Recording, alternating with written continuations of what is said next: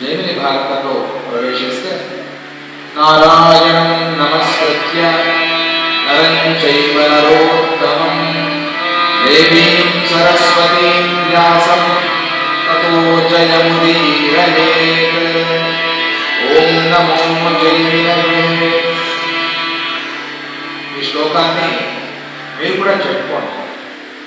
మీకు వచ్చిందే కదా, పిల్లలు కూడా చెప్పండి, ప్రతిరోజు చెప్పుకోండి. ఇది విద్యకి చాలా ముఖ్యమైన శ్లోకం. విద్య రావాలి అంటే ఈ శ్లోకాన్ని చెప్పుకుని పిల్లలు స్కూల్కి వెళ్ళినా, కాలేజీకి వెళ్ళినా, పిహెచ్డీ అయినా ఏదైనా సరే సాధించగలరు. జ్ఞానం కావాలి అన్నవారు జ్ఞానస్వరూపంగా ఉండేటువంటి నారాయణ వ్యాస మహర్షి, సరస్వతి అమ్మవారు వారిని కలుసుకోవటం అనేది సంప్రదాయం. అందువల్ల అందరూ ఒకసారి నారాయణం నమస్కృత్య నారాయణం నమస్కృత్య నరం చైవ నరోత్తమం దేవీం సరస్వతీం వ్యాసం తతో జయముదీరయేత్.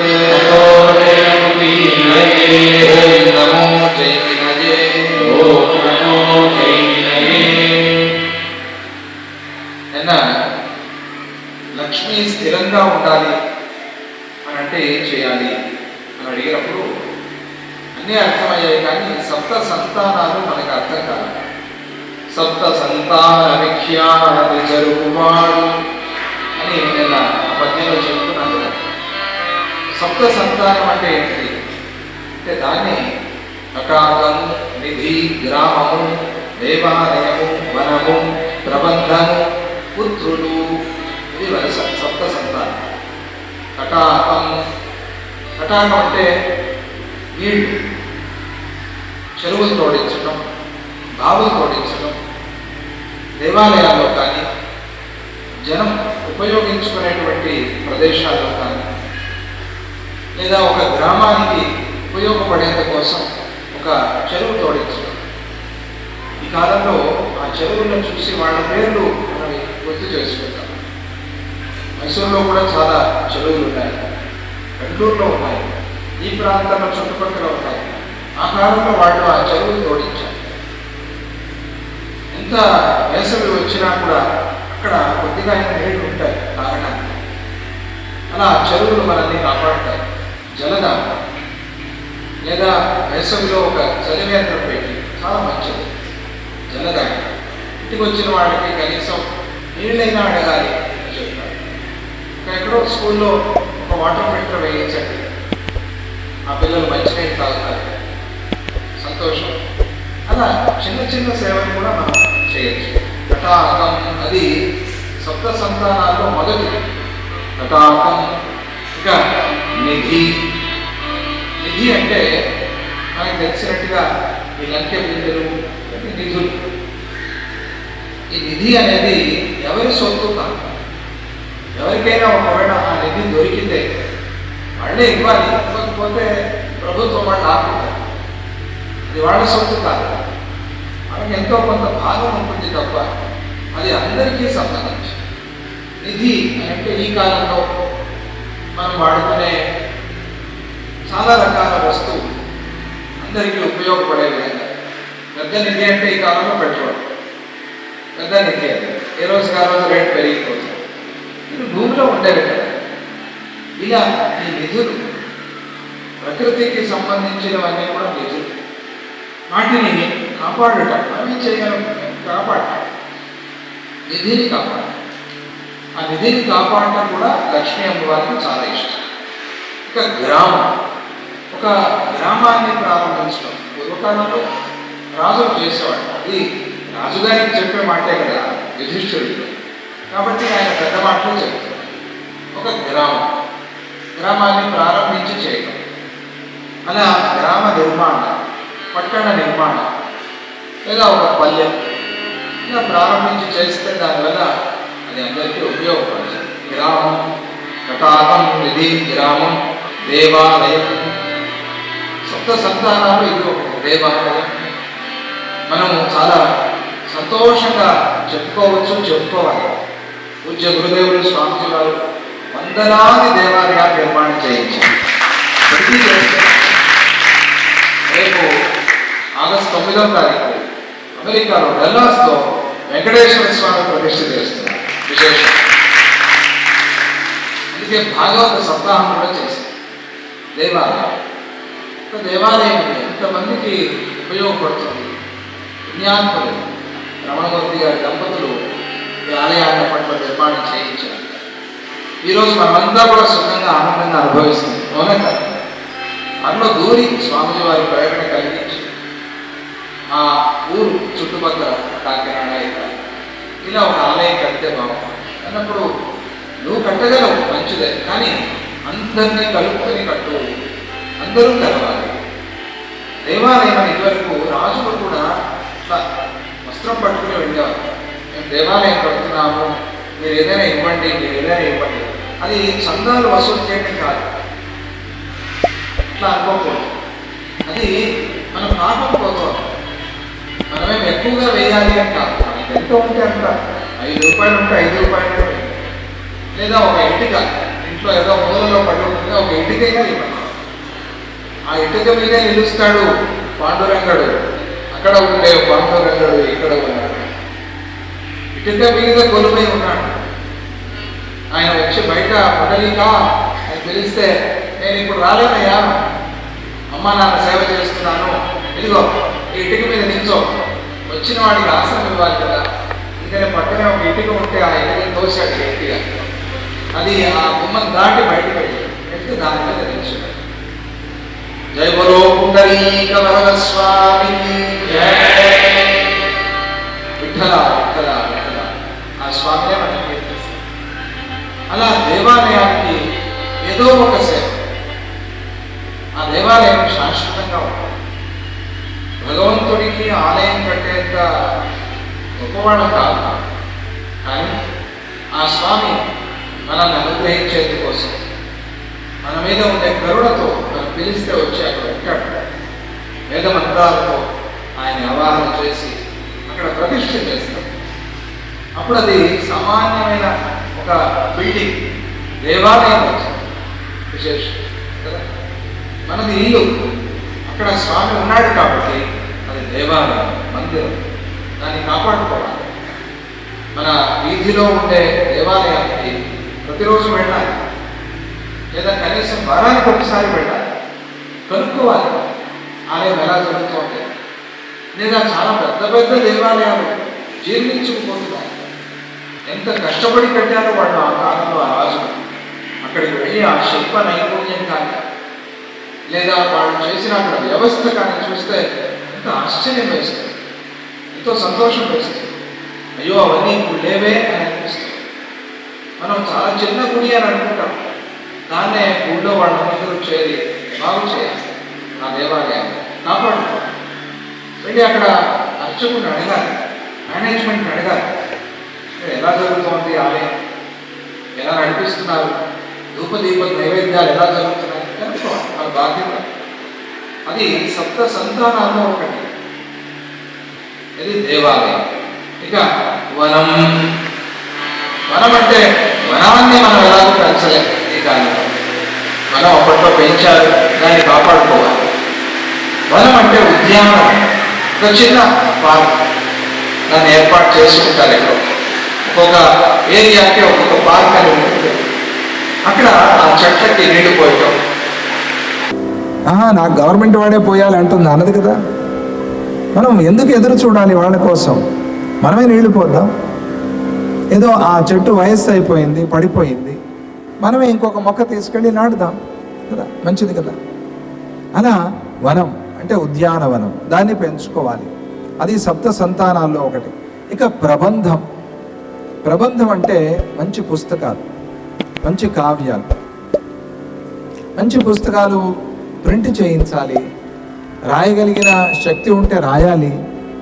మంచి కావ్యాలు లోకానికి అందేలాగా చేయాలి. ప్రబంధం ఉపయోగపడే విషయాలు. అలా ప్రబంధాలు, పుస్తకాలు కాపాడుకోవాలి. ఇది సప్త సంతానం.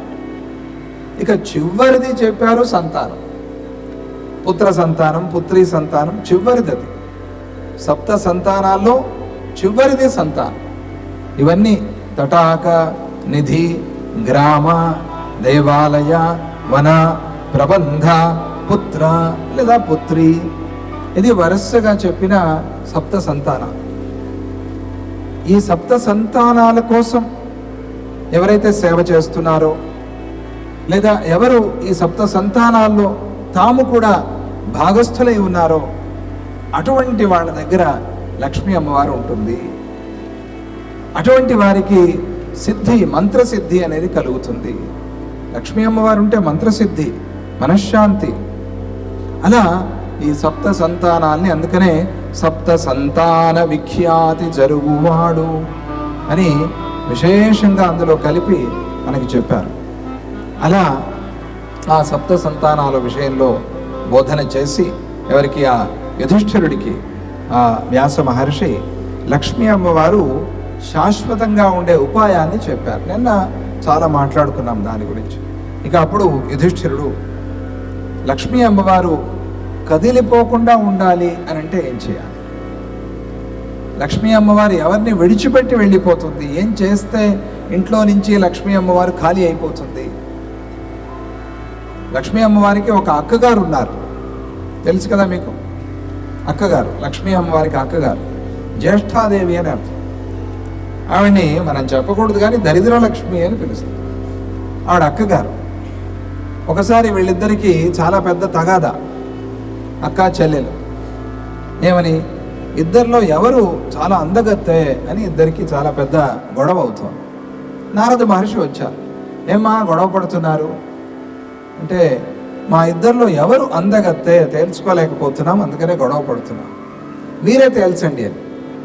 నారద మహర్షి అనుకున్నాడు, ఇది ఎక్కడ నాకు వచ్చింది గ్రహచారం, ఏదో తేలుద్దామని వచ్చాను, చాలా కష్టం కదా, అది కూడా అక్క చెల్లెళ్ళు, ఆడవాళ్లలో తేల్చడం చాలా కష్టం. ఎవరిని అందగత్తే అంటే ఎవరికి కోపం వస్తుందో ఆయన ఆలోచించాడు. ఎలా సమాధానం చెప్పాలి, ఎలా చెప్తే ఇద్దరూ సంతోషపడతారు అని ఆలోచన చేసి అక్కగారికి చెప్పాట, అమ్మా నువ్వు వెళ్ళిపోతుంటే అందంగా ఉంటావు. చెల్లెలికి చెప్పాట, అమ్మా నువ్వు వస్తుంటే అందంగా ఉంటావు అని చెప్పాడు నారద మహర్షి.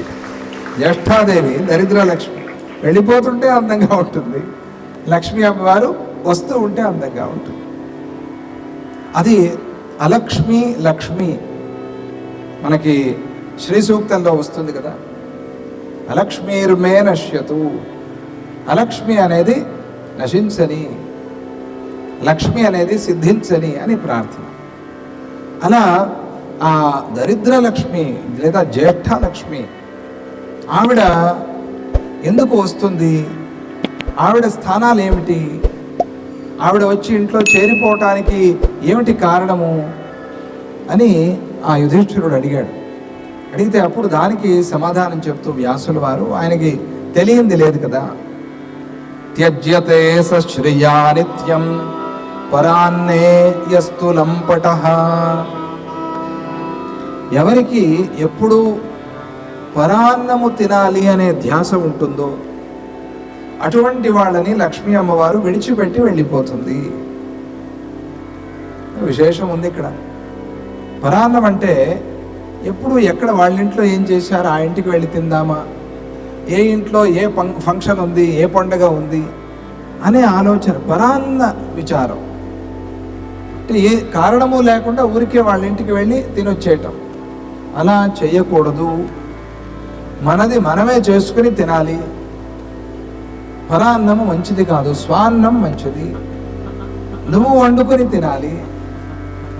మరి అయితే ఆశ్రమాలు దేవాలయాల్లో తింటున్నాం కదా స్వామి అంటే, ఇది పరాన్నం అని ఎవరన్నారు? ఇది ఆత్మ అన్నం, మీ అందరి అన్నం ఇది పరాన్నం కిందకి రాదు. ఇది దేవాలయాల్లో, గురువు దగ్గర, ఆశ్రమాల్లో పరాన్నం కిందకి రాదు. ఇది పరం అయితే కదా, ఇది మీరే అంతా ఇది కదా. భక్తుల కోసం ఇది for people, by people, to people అన్నట్టుగా, for devotees, to devotees, by devotees ఆశ్రమం అంతే కదా. అందువల్ల పరాన్నము అనే చింత అక్కర్లే మీకు ఆశ్రమాల్లో దేవాలయాల్లో. అది వేరే సంగతి, వేరే చోట పక్కంటి నుంచి వాసన వస్తూనే ఏం కూరండి, వెళ్ళకూడదండి,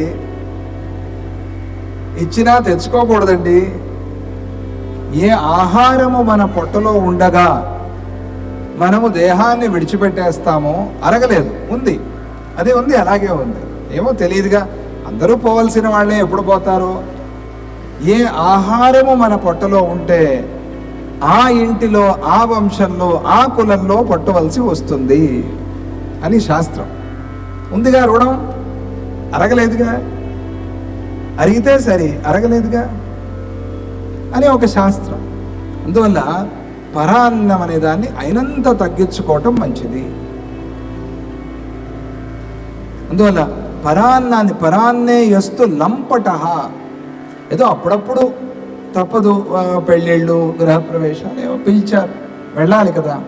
అది మరీ అసలు రామండి పరాన్నము అని అనకూడదు, వెళ్ళాలి, బంధువులు కావాలి కదా, వాళ్ళు మనం పిలిస్తే రావాలి కదా.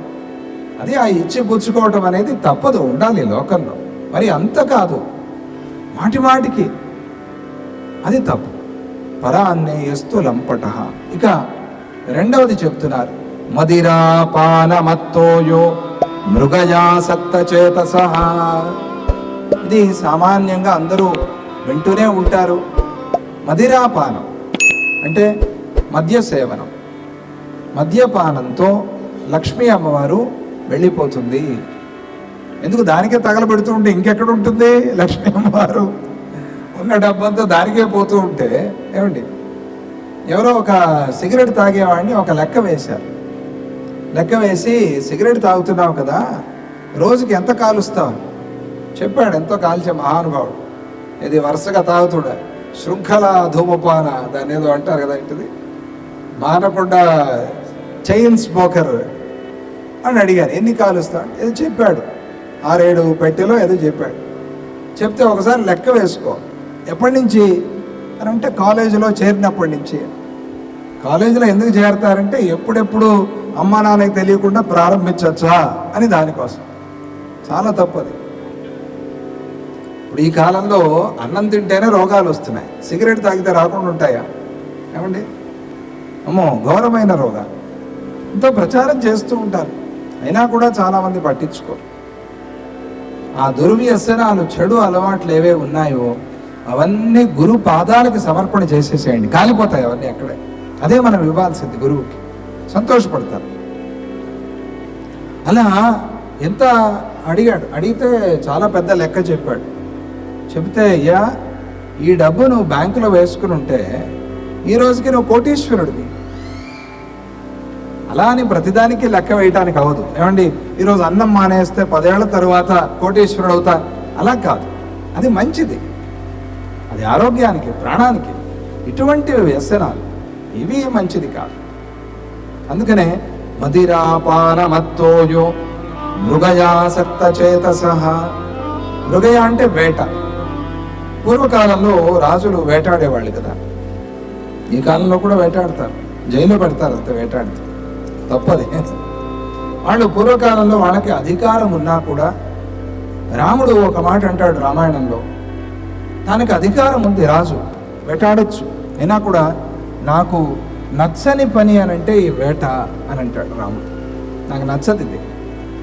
ఎందుకు మన ఆనందానికి వాటి వెంట పడి వాటిని వెళ్ళి వేటాడి వాటిని చంపి ఏమొస్తుంది? దీంతో నాకు ఇష్టం లేదు. మృగయాసక్త చేతసః. ఈ వేట మీద మనస్సు ఉంటే, వేట అంటే ఏమిటి? ఎవరినో హింసించాలి, ఏదో ప్రాణికి ఏదో ఇబ్బంది కలిగించాలి, ఇది ఉంటే కూడా లక్ష్మి ఉండదు, లక్ష్మి వెళ్ళిపోతుంది. సాధు నిందాకరోయస్తు. సాధు నిందాకర. చాలామంది సాధువుల్ని తిట్టడమే ఒక పనిలాగా పెట్టుకుని ఉంటారు. ఏమో తెలియదు, వాళ్ళకి ఏది నచ్చదు. పొరపాటున కూడా మనం సాధు సత్పురుషుల్ని ఒక మాట అనకూడదు. ఎక్కడ ఏ పుట్టలో ఏ పాముందో, ఏ అగ్నియో, ఏం కాలుస్తుందో తెలియదు మనకెందుకు, మనం అనకూడదు. చాలా పొరపాటు, చాలా తప్పు. సాధు నిందాకరో యస్తు యస్త్వారామాది భంజక. ఆరామాది భంజక, చాలా చక్కగా ఏదో చెట్లు చాలా చక్కగా ఏదో బాగా తయారు చేసి ఉంటారు అలంకారంగా, అదే పనిగా పోయి దాన్ని పాడు చేయటం, ఆ చెట్లు నరికేయటం. ఆరామాది భంజక. దేవాలయాన్ని కూల్చేసిన వాళ్ళంతా ఉన్నారు కదా, వాళ్ళు కూలిపోతారు త్వరలోనే, ఏమీ మనకు ఆలోచన అక్కర్లా. దేవాలయం కూర్చిన వాళ్ళు తొందరగానే కూలిపోతారు. అదే పనిగా వచ్చి ఎన్ని దురాక్రమణలు భారతదేశం మీద. మొన్న స్వామిజీ వారు సోమనాథ గుర్తు చేసుకుంటూ అంత తన్మయమైపోయారు. అయ్యో, సోమనాథ మీద ఎంత ఆక్రమణ జరిగింది కదా, ఎన్నిసార్లు ఆ సోమనాథ ఆలయాన్ని కూలుద్దామని ప్రయత్నం చేశారు. ఈరోజు బ్రహ్మాండంగా ధర్మధ్వజంలాగా నిలబడి ఉంది గుజరాత్లో. కాదది కూలుద్దామంటే అవుతుందా? అట్లా కాపాడారు ఆ పురోహితులు. అక్కడ ఉండేవాళ్ళు భక్తులు ఆ శివలింగాన్ని ఎత్తుకొచ్చేసారు. వీళ్ళు ఇట్లా దేవాలయం కూలుస్తారు, దేవాలయం మళ్ళీ కట్టుకోవచ్చు, ఏముంది, శివాలయం ఉంటే మళ్ళీ కట్టుకోవచ్చు. ఆ శివాలయాన్ని తీసుకొచ్చేసారు. తీసుకొస్తే అప్పుడు ఒక మహానుభావుడు, ఆయన ఒక యతీశ్వరుడు, ఆయన ఇదిగో ఈ శివలింగం ఇలాగే ఉంటే దీనికోసం వీళ్ళు మళ్ళీ పరిగెత్తుకుంటూ వస్తారు మన దగ్గరికి, ఆక్రమించి దీన్ని పట్టుకెళ్ళిపోవటానికి ఎంతమందిని చంపేస్తారో తెలియదు, కాబట్టి ఈ శివలింగాన్ని మనం ఒక 108 1000 శివలింగాలు తయారు చేద్దాము అని ఆయన ఆ యతీశ్వరుడు ఒక సలహా చెప్పారు. సోమనాథులో జరిగింది. ఇది పెద్ద శివలింగం, అది సామాన్యమైన శివలింగం కాదు. అది సోమనాథ అంటారు కదా, చంద్రుణ్ణి అనుగ్రహించిన క్షేత్రం అది. రూపే సోమనాథ, రూపే చంద్రసేనే, చంద్రసేనుడు అని ఆ చంద్రుడి అంశతో పుట్టిన ఒక రాజు. ఆయనకి భయంకరమైన వ్యాధి వస్తుంది. ఆయన్ని అనుగ్రహించడానికి ఆ సోమనాథుడు అక్కడ ప్రత్యక్షమవుతాడు. ఇది ఇప్పటిది కాదు, ఎప్పుడో కృతయుగం నాటి మాట. అప్పుడు వచ్చిన శివలింగం ఆయన అడుగుతాడు, స్వామి నువ్వు ఇక్కడే ఉండిపోవాలి అని. అంటే అప్పుడు ఆయన, ఇదిగో ఇది చంద్రమండలం నుంచి తెచ్చిన రాయి శిల, దానితో తయారైన శివలింగం, జాగ్రత్తగా వినండి మన చరిత్ర, అది ఇక్కడ నేను నీకు ఇస్తున్నాను, స్థాపన చేసుకో అంటే అక్కడ సోమనాథ స్థాపన చేశారు. అది అప్పటి నుంచి వస్తోంది, జ్యోతిర్లింగం కదా అది, అప్పటి నుంచి వస్తుంది. కృష్ణుడు కూడా దానికి ఆరాధన చేశాడు. వీళ్ళు వచ్చారు ఇక్కడి నుంచి, ఎవరు వీళ్ళంతా, గజని వీళ్ళంతా వచ్చారు. ఆ తర్వాత ఔరంగజేబు వీళ్ళంతా కూడా ఆక్రమణలని ప్రారంభించారు. వెళ్ళి ఆ ఆక్రమణలో వీళ్ళు దేవాలయాన్ని అంతా కూల్చేస్తే ఆయన ఆ శిల, ఆ శివలింగాన్ని తీసుకెళ్ళిపోయి దాన్ని విభాగాలు చేసి అన్ని రాష్ట్రాలకి పంపించారు. చూడండి మహానుభావుడు, అన్ని రాష్ట్రాలకి పంపించిన వాటిలో ఒక 11 శివలింగాలు. అవి ఎట్లా ఉంటాయంటే నర్మదా బాణలింగాల్లాగా ఉంటాయి. 11 శివలింగాలు చిన్న చిన్న ఇంత, అంటే అవన్నీ ముక్కలు చేసేసారుగా, ఒక చోట ఉంటే మళ్ళీ ఇబ్బంది అని. ఆ 11 కూడా ఒక వేద విద్వాంసుడి దగ్గరికి వచ్చి చేరుకున్నాయి. అది కంచి పరమాచార్య వారి ద్వారా అట్లా వచ్చి ఇక్కడికి చేరుకుంది. ఎప్పటిదో చరిత్ర అది. ఆ శివలింగాలు ఆయన మొన్న మైసూరు ఆశ్రమానికి తీసుకొచ్చి పూజ్య స్వామిజీ వారి చేత అక్కడ అర్చన చేయించుకుని వెళ్ళాడు ఆయన, సోమనాథ. అది చూస్తే దాన్ని టాటా సైన్స్ ఉంది కదా అక్కడ మన బెంగళూరులో, అక్కడికి తీసుకెళ్ళి ఇచ్చారు, రీసెర్చ్ సెంటర్ తీసుకెళ్ళి ఇస్తే వాళ్ళంతా పరీక్ష చేసి, అది ఎట్లా అంటే ఒక శిల ఇంకొక శిల పెడితే లాగుతుంది, మ్యాగ్నెట్ లాగుతుంది, ఆ శక్తి అక్కడ ఉంది. అలా తట్టలో పెడితే చుట్టూ చుడతాయి, ఒకదాని చుట్టూ ఒకటి చుడతాయి. అది తీశారు కూడా వీడియో, తర్వాత చూడండి, అట్లా చుడతాయి అవి. వాళ్ళు పరీక్ష చేసి ఇది ఏమి శిల మాకు తెలియటం లేదు, ఇది భూలోకానికి సంబంధించిన రాయి కాదు అని తేల్చి చెప్పారు. ఎవరు? టాటా సైన్స్ వాళ్ళు. ఇదంతా జరిగింది, వాస్తవం, కల్పిత కథ కాదు ఇది. ఇప్పుడే జరిగింది. వాళ్ళు సర్టిఫికేట్ కూడా ఇచ్చారు, మాకైతే తెలియటం లేదు ఇది ఎక్కడదో అని. అది సోమనాథ. ఇట్లా కొన్ని భంగాలు చేయటానికి, పాడు చేయటానికి, దేవస్థానాలు కూల్చటానికే కొంతమంది వస్తూ ఉంటారు. వాళ్ళు ఏదో ఆనందం తృప్తి పడతారు, ఏదో కూల్చేశాం అని అనుకుని. కూలేది కాదు, ఇది సనాతన ధర్మము, ఎప్పటికీ కూలందిది, దీన్ని ఎవరు కూడా కూల్చలేరు. కానీ మన ప్రయత్నం మనం చేస్తూ ఉండాలి. ప్రయత్నం అంటే మన సేవ, మన ధర్మానికి మనం సేవ చేస్తూ ఉండాలి. అప్పుడు అది నిలబడుతుంది శాశ్వతంగా. అది మనకి భగవంతుడు ఇచ్చిన ఒక బాధ్యత, ఒక అవకాశం, ఆ ధర్మాన్ని నిలబెట్టుకునేందుకోసం. చూసారు.